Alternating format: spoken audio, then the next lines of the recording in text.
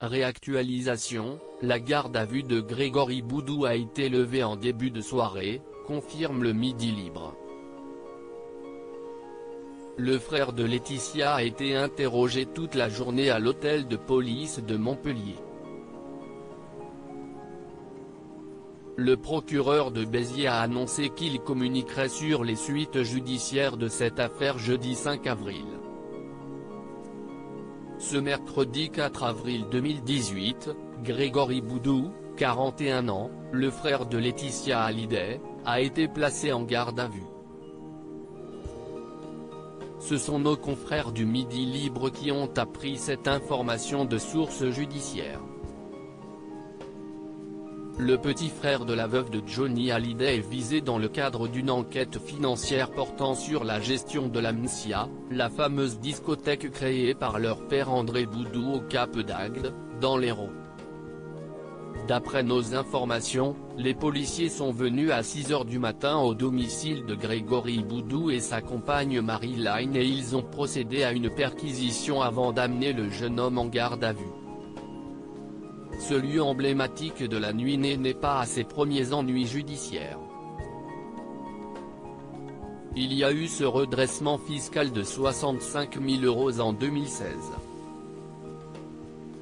En 2007, André Boudou avait également été condamné à 24 mois de prison dont 6 mois ferme pour fraude fiscale et abus de biens sociaux dans la gestion de sa discothèque. Cette condamnation avait mis fin à ses rapports avec le rocker. Ces dernières semaines, le nom de Grégory Boudou a été cité à de nombreuses reprises dans le cadre de l'affaire du testament de Johnny Hallyday. Nathalie Baye s'étonnait de le voir nommé exécuteur testamentaire en cas de décès prématuré de sa sœur alors que Johnny ne l'appréciait guère, selon elle. Vendredi 30 mars, lors de la dernière audience opposant Laetitia aux aînés de son époux, le nom de Grégory Boudou est revenu à de nombreuses reprises.